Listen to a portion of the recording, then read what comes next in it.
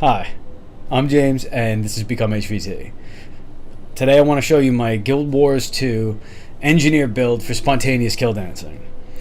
I will get to what kill dancing is in just a second, but first I want to say thank you very much for watching this video. You might have been redirected here from my previous engineer build. Right after I finished uploading that, I took a lot of notes on that video and critiqued my own build and saw that the notes were so extensive I needed to make a new video. So this is the update.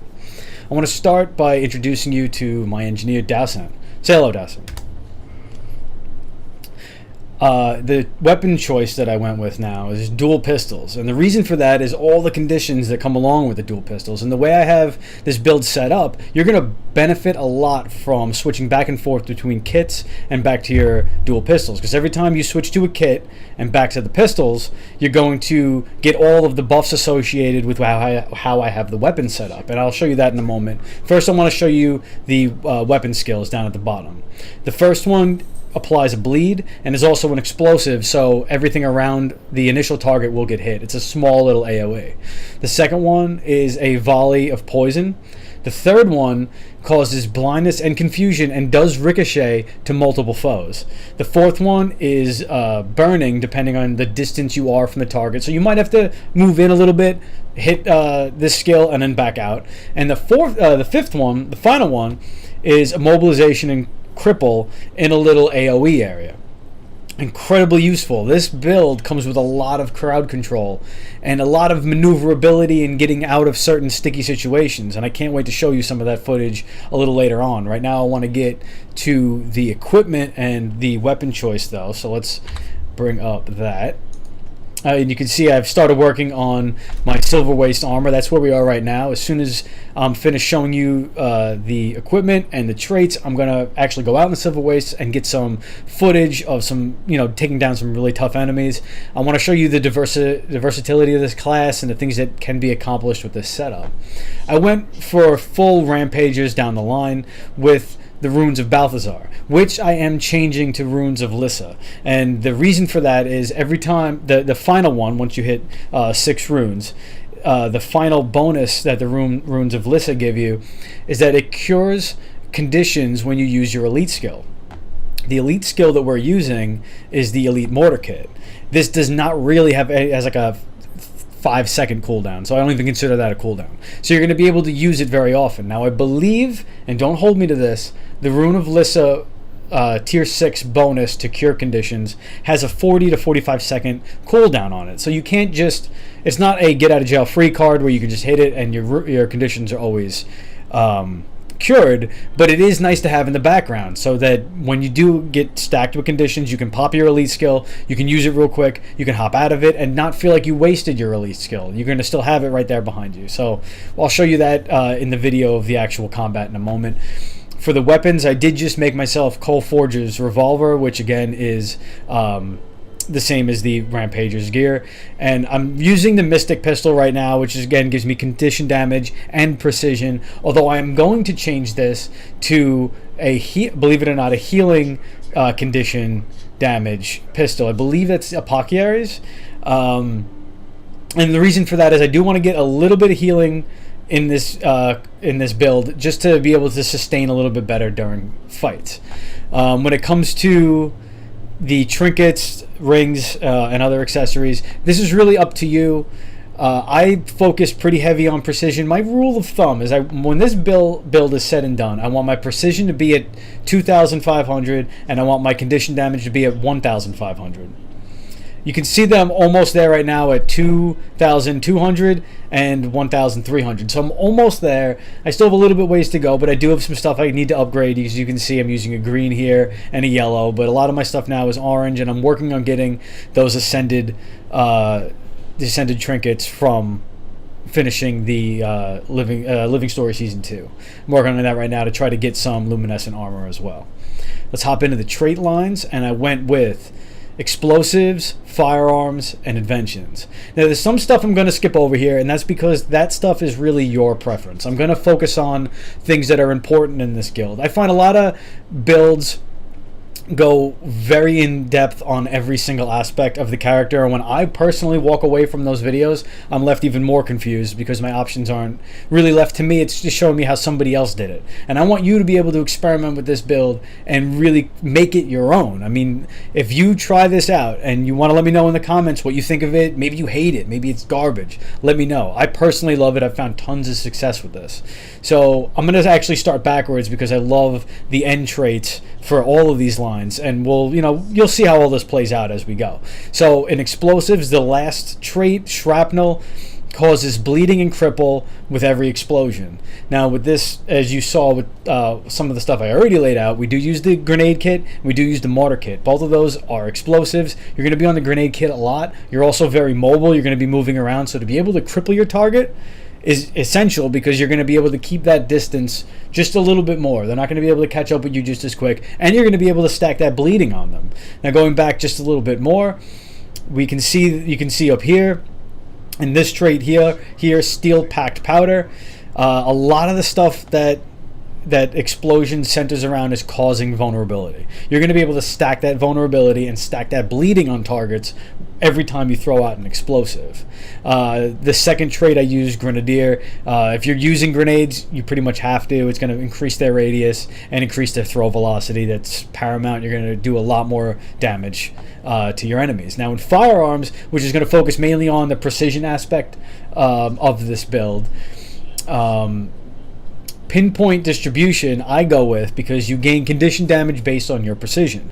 Now there's another school of thought, which is to use no scope down here, which is going to give you 20%. It's going to give you Fury for 4 seconds, which is a 20% crit chance bonus. I found a little way around that. If we just hop down, I know this is out of sequence, but if we hop down to the trait line right below it, Inventions, you can see here, Experimental Turrets. This makes each turret give you and your allies around you a different boon. I go with the rifle turret, and there's 2 reasons for that. First of all, and I might be wrong about this, and if I am, please correct me in the comments below, but the threat in this game, I believe, is calculated on by closest in proximity damage dealer to the target. So if I feel like I'm in a little bit of a sticky situation, I need to put some distance between me and my aggressor, I can throw out the rifle turret here, give myself that Fury, which will last for 5 seconds and is reapplied every 10 seconds. So 5 seconds on, 5 seconds off. But you throw out the rifle turret, you get that Fury. It also pulls threat most of the time. It'll pull the aggro off of whatever's attacking you, giving you a little bit of leeway to maybe hop into the med kit and throw out some boons to yourself and heal up a bit and get back into the fight. The last trait that I go with in firearms is Incendiary Powder. Burning you apply lasts longer, and your critical hits inflict burning. Now this is a heavy precision crit chance build. My crit chance with Fury is right now up around 75. I did a mock build on build calculator online, which I'll put a link to in the description below, that got my crit chance up around 90 when Fury's added. A 90% crit chance is obscene. You don't need it to be that high. You're putting out too much you're throwing out too much damage as it is, that you won't even notice that much of a difference between 75 and 90. So I might even rework that a little bit to get my condition damage up a little higher, or maybe then shift some of those precision points into healing, because I do need to work on my own healing. But down in Inventions, there are a lot of different boons to healing. When you use a healing skill, you apply regeneration to nearby allies, and then right over from that, your healing power is increased when you have regeneration. So if you use a healing skill, you add regeneration, you also add 250 points to your healing power. So if I can get my healing power up around 500, then add 250 points of healing on top of that, I'm doing pretty well for an engineer who's not really solely based around healing. He's really based around doing DPS with some support characteristics added in. The last skill that I go with in Inventions is Bunker Down. Is because every time you crit, you have a chance of placing a landmine at your feet, which will cause vulnerability and damage your target. and throw out a bandage where you're standing as well. So I notice sometimes if I'm not doing too well and my health is going down kind of quick, if I backtrack just a couple of steps, I'm picking up 4 or sometimes 5 bandages right along my way, and I can watch my health come back up a little bit. Now granted, not a lot, but it has saved my life a couple of times in the past. Up here, I wanted to show you what I went with across the utility skills. I went with Medkit, and I'll show you why in a second. I went with Grenade Kit. As we talked about just now, you're going to be doing a lot of grenade throwing, a lot of explosions. The Elixir Gun I haven't talked about yet, and I will in just a moment. I'm going to go through all the conditions that you're going to be throwing out because you're going to do a lot of condition damage with this build. Oh, I love the condition damage. This is getting me excited to show you the kill dancing part. And then we already talked about the rifle turret, and at the end is the elite mortar skill. So now I'm going to hop into each one of these utilities, and we're going to go over the attacks that they give you. So first, the grenade kit. Your first throw with the grenade kit's going to cause damage and vulnerability. It's just your standard explosive damage. The second one applies burning and vulnerability. All of these are considered explosions, so everything you do in the grenade kit is going to stack that vulnerability. Number 3 is blindness. Number 4, chill. Number 5, poison. So now that's 2 poisons you have. That's 2 crowd control with the cripple immobilization from your pistols, and then you have the chill from your freeze grenades. That's 2 blindness you have. That's you're going to be able to do, bleeding damage with the shrapnel grenade. I might have said fire a second ago. I meant to say bleeding. You're going to be doing bleeding from the shrapnel grenade as well as bleeding from all of your crits. And then there's the fire damage from the Firearms trait line up here, right down here at the end, right? Burning you apply lasts longer, and your critical hits inflict burning. So you're going to be doing burning just based off doing critical damage. You're going to be doing bleeding from crits. You're going to be doing vulnerability from explosions, and you're going to be doing that might be it, but just a lot of other conditions based off of both your pistol skills and your grenade skill skills. Now let's go into the Elixir Gun. The first, the regular number 1 attack does bleeding and weakness, so you're putting more bleeding on the target, and now you're adding weakness into the mix. Number 2 gives you swiftness and cripples the enemy, giving you even more of a gap between them and you. It's going to slow them down a lot. It's going to make you a lot faster. Number 3 is a poison gas cloud. Also causes vulnerability, so you're going to be able to stack more of that vulnerability, keep that poison up, because maybe you started with grenades, switch to your Elixir Gun, threw the poison out. I'm going to skip 4 for a second, go right to 5, which is a healing blast.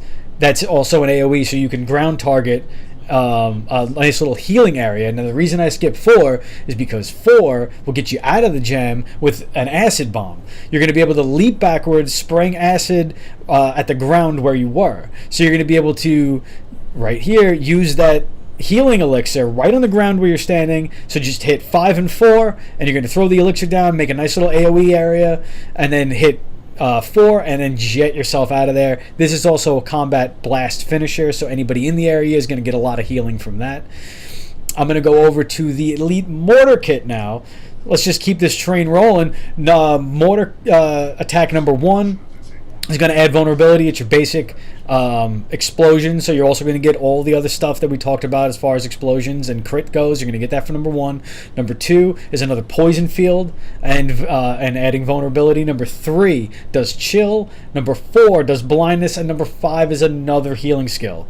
You could, if you swap back and forth fast enough, use almost every one of your utilities, including your elite, to heal yourself in a pinch. Now adding all these utilities over here, right, change your hotbar up top.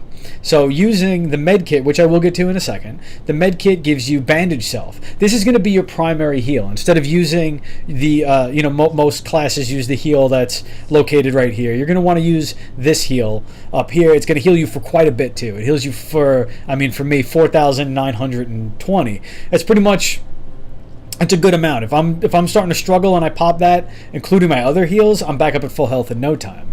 It also adds, it also applies regeneration. The grenade kit gives you grenade barrage. It's a nice little bonus, highly damaging. I've seen this thing do incredible damage.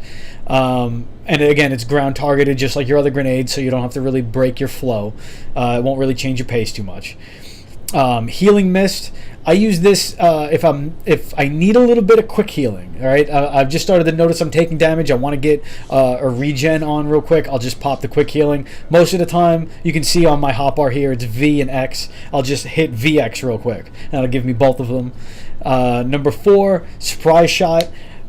I haven't really noticed this coming too handy. Again, I used a rifle turret. I haven't really even noticed that this was there. Sometimes my finger hits it by mistake. And number 5, I love the orbital strike. It not only is it cool to look at, it does a pretty big AoE, and it does a really good amount of damage considering your crit chance is pretty high, and it's a combo blast finisher. So definitely give that a try. I mean, it just looks really cool, and it's a lot of fun to use. And when you're ground targeting, the way I'm going to show you in a second how I ground target, when you're in that rhythm of hitting the same area and the same enemies with all these little AoEs and ground targeting stuff, it's very easy to just hit that real quick and add that right into the mix. All of these utilities in the elite skill that I'm talking about work very well together. They all synergize really well, and I'm going to show you that in some combat footage in just a moment. But I want to hop on the med kit real quick. I love the little glove that it gives you with the needles. I think it's pretty cool. Number 1, the med blaster is going to be able to heal your allies that are right in front of you and in your immediate area. It does come in handy. I mean, it's not I wouldn't really rely on it too much, but in a pinch, it definitely has saved more than a few people. The second one is you can throw out some bandages. This takes a little bit of getting used to because you have to learn instead of ground targeting away from yourself, you have to start learning to ground target pretty much at your feet. It's a little bit harder. You have to pretty much start predicting your own path, which sounds easy. Like you're controlling the character, you know where you're going, but you're going to spend so much time targeting the enemy with all your other ground targeting mechanics that it's like a real gear change to think, well, I gotta now target where I'm going instead of where they're going. You'll get used to it. It just takes a little bit of time, but you're going to throw the bandage is number 2. Number 3 is a stimulant. This causes fury. So if you ever want to just get that fury out, maybe your rifle turret's on cooldown, you can hop into the med kit, hit number 3, throw a little syringe at your feet. It's going to give you some fury. Number 4 is throw out an accelerant that heals and grants swiftness and removes a movement impairing condition. Now, all of these I'm talking about for you personally. I'm a very solo player. I try to help others where I can, but if I ever really need this stuff, it's for me. So you can feel free to throw it. If you see somebody who's under the effect of crowd control and you want to throw this at their feet, perfect. But if you want to use it for yourself, even if maybe just to get around Lion's Arch a little quicker, you can hop into your med kit, hit number 4, throw that out, run over it, and you're going to get 10 seconds of swiftness.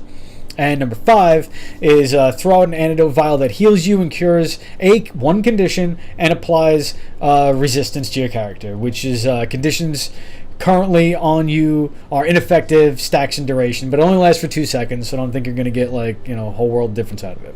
But 2 seconds is a long time in this game. Maybe it's time enough for you to pop your elite skill and cure the condition permanently. That's about all for the utility skills. I want to get right into a ground targeting tutorial, so I'm going to cut here and I will see you there in a second.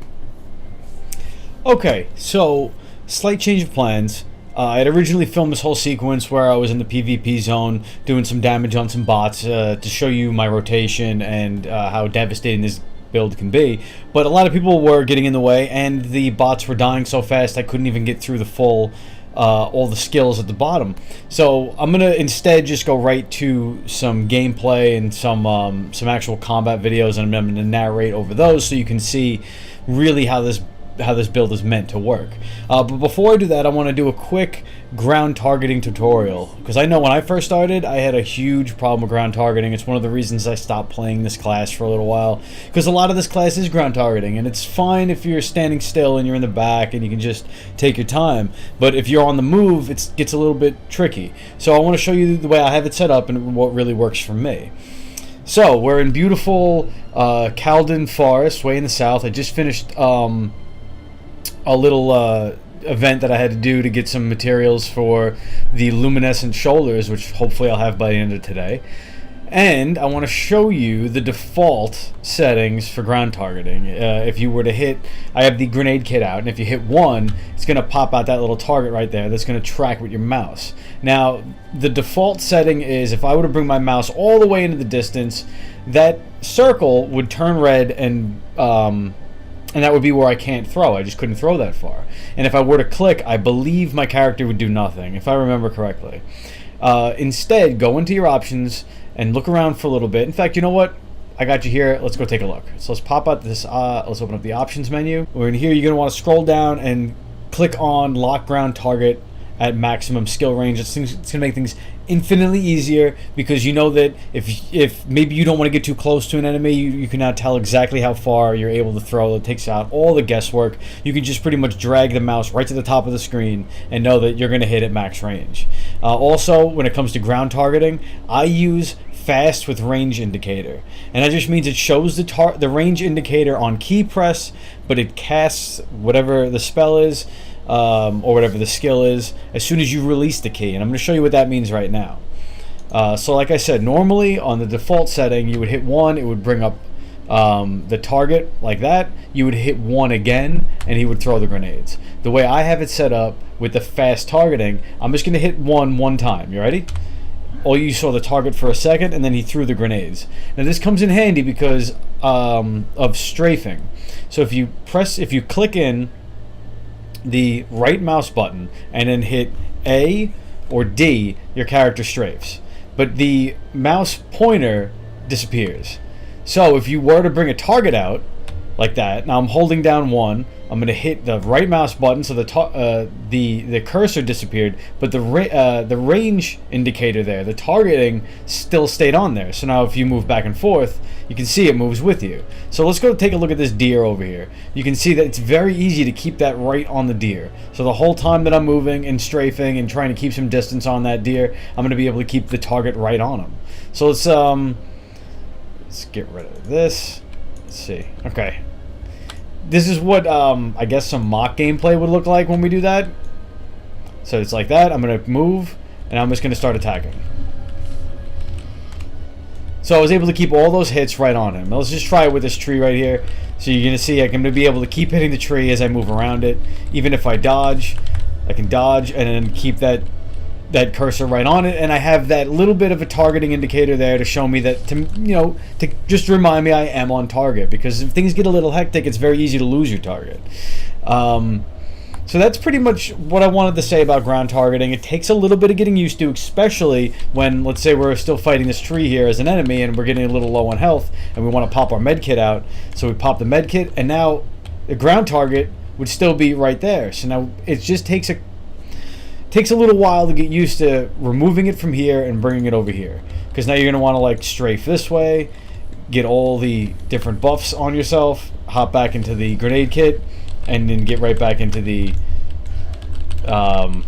attacking the inanimate objects. So that's my ground targeting tutorial. I hope it's helpful. And now I'm going to cut right over to some actual combat footage, because I really want to get into that, and I'm going to slow it down in some parts. I'm going to show you really why this build is so devastating. All right, I'll see you back there in a second. So I wanted to leave this little clip in of the Elite Mortar Kit. I love the Elite Mortar Kit. It was recommended to me by somebody commenting about my previous video, and thank you so much for recommending it. I love this thing. It keeps enemies at distance, and it does a fantastic amount of damage. And I want to show it to you in actual combat, so let's just go get to that right now. So I start this battle by just going down the line on the pistol skills, putting as many conditions as I can on the target, and then I hop over into the grenade kit and do the exact same, just 1 through 5. I don't really need to chill the target, but whatever, it's on my hotbar and I'm not going to be using the cooldown anyway. Once the grenade skills are done, I go into the Elixir kit, move in a little bit so that I can get the full effect of the poison cloud like I used right there. And I know people in this area probably need healing, even if I don't. So I throw the healing field down and then right away hit number 4 and jet myself the hell out of there. And in doing so, I also remove some conditions and do an area retaliation because it's a blast finisher, so I get those effects also in the area. That gets me far enough away that I think I'm pretty safe to use the mortar kit. It does a great amount amount of damage at range, like we just saw in that previous clip. So I just kind of stand back and do that, and then I move in ever so slightly and use the 5th skill on my hotbar, which is the ion cannon. I honestly can't remember what it's called, but it does so much damage and it looks so cool. That's why I freeze framed it there.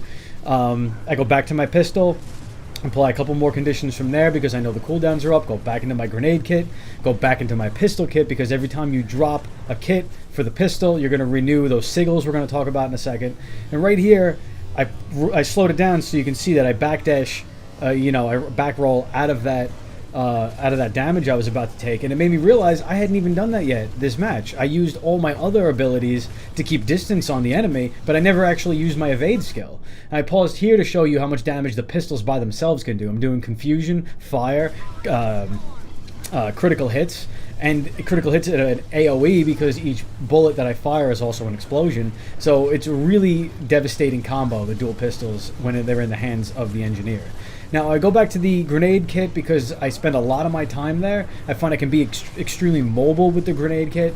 I'm always kind of on the move, and the grenade kit just kind of helps you out a lot. Now I threw it on another healing field because I needed some that time. I like to keep myself almost topped off because you never know when you're going to need it.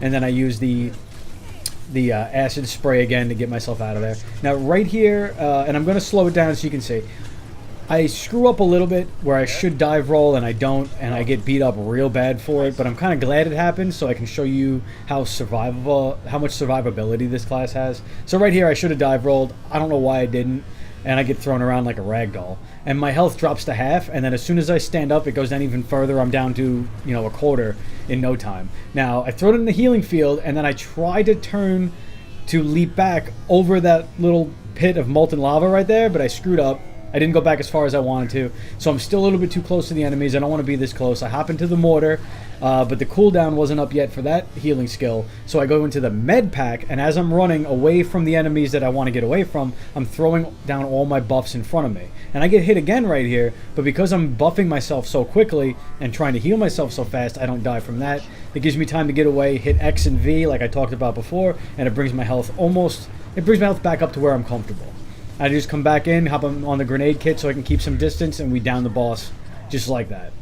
So, what is spontaneous kill dancing? I think it's different for everybody. I can tell you for me, it's when I have a group of enemies together and I'm looking at so much damage being done at once. When I'm looking at all of my crits just spread out across this entire group of enemies, and I'm watching their health bars drop, and I know that I'm applying so many conditions to them, and I'm healing my teammates and myself, and I'm throwing out buffs to people, and then I'm doing more damage just at the snap of my fingers. I'm just switching back and forth to those different roles while I'm on the battlefield. And I like to think that if the AI in the game could be like really pissed at one person for being just everywhere all at once, that person's gonna be me. And if I had like a mirror right here, I would just look at it, it'd be like, hell yeah. And I mean, I don't always dance, but sometimes, yeah, there's times where I'm sitting here and I'll do a whole bunch of damage to a whole bunch of different enemies and apply those conditions. You just be feeling so good that I can't help but just take my hands off the keyboard and be like, hell yeah. And I do a little kill dancing dance, and that's what made me think, man, that's what I should name this build. I do that so much with this engineer build. I feel just so powerful that it makes me want to dance a little bit because it's just so much fun. And no other build with any of my other classes, and I have a few at level 80 that are pretty well geared, and I like playing them, but none of them have made me want to spontaneously kill dance. I mean, my thief got close a few times, but they did change some things in the thief traits, so I have to really rework that build before I commit to any kill dancing video for it. But I hope you know that feeling in this game. I mean, if you know that feeling, put it in the comments below. I really want to hear your kill dancing stories. Now, there's something I did forget to mention earlier, and that was weapon sigils. And the reason I didn't talk about it when I went through the equipment is because I'm not happy with the ones I had, so I didn't want them to be a representation of what, really should be done with this build. What I recommend highly is using sigils that will activate on switching to the weapon, because every time you go into like a grenade kit or the Elixir Gun and then back to the dual pistols, you're going to trigger that effect. So if you have one that like maybe does burning damage and then one that like maybe crits every time you go back to the weapons, because now remember you can have two, one on each pistol, so you'll be able to guarantee yourself doing fire damage and doing crit damage just as soon as you switch back. And you could switch back as quick as you saw as going from Pistol skills, grenade. Grenade skills, back to pistol. And then you have those guaranteed crits and guaranteed fire damage, or whatever you want to pick. It's really up to you. So I hope you liked this video. I hope it was informative. I hope it was entertaining. If you did, please give it a like. If you want to see more, please subscribe. I hope to have more kill dancing build videos out there. And thank you so much for watching. I really appreciate all the support. And I'll see you next time on Become HVT. Do it just by feel. I do it like what feels good. What should I do next? A lot of it is based off of what's happening in my immediate area and in the enemy that I'm facing. And if you heard a loud thing that sounded like a chain just a second ago, that's because my dog's in the room with me. Say hello, Monty. Oh, you want to say hello? Come on. Come here. Come on. Come on. This is Monty. My black lab. What are you doing, huh? Alright, can I finish making this video now? Thank you. So, now let's take a look at what this class is capable of on a...